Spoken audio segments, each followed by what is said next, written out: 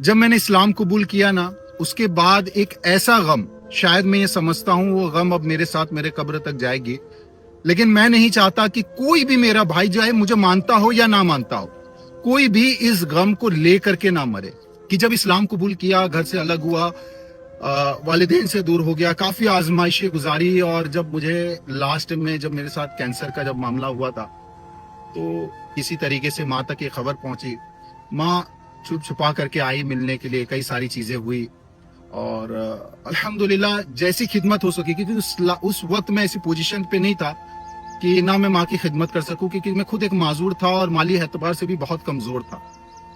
माँ आई, कई दिन रही, मुतासिर हुई, और जब वो मेरे साथ रही और कुछ दिन गुजारने के बाद वो जाते जाते उसके मुंह से एक जुमला निकला, बेटा तुम जैसे अभी हो ना वैसे ही रहना। मेरे दिल में ख्याल आया कि मैं उसको दावत दे दूं, ख्याल आया कि मैं भी पेश कर दूं, कम से कम जो है वो कर ले तो।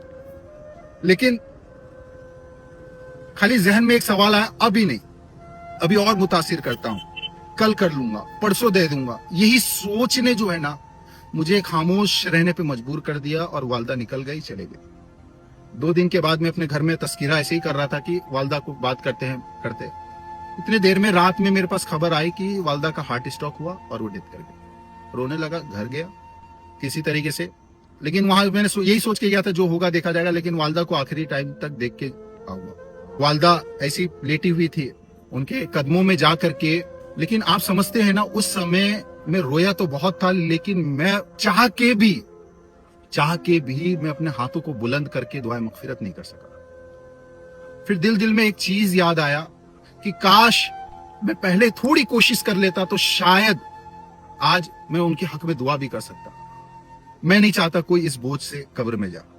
ईद गुजरते ही आज जिस तरह हमारी मस्जिदें वीरान हो गई है, आज ईद गुजरते ही जैसे ही इबादतों का शौक खत्म होते जा रहा है, खुदारा कहीं ऐसा ना हो कि मरने के बाद हम वो गम लेके जाए। काश हमारे पास चंद मोहलत होती तो हम थोड़ी कोशिश कर लेते, काश थोड़ा सा वक्त मिल जाता तो हम इबादतें कर लेते, अपने रब को राजी कर लेते।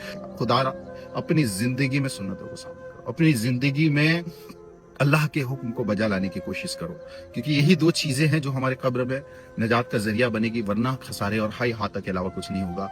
अफसोस का मकाम है कि आज हमारी मस्जिदें फिर वीरान हो गई।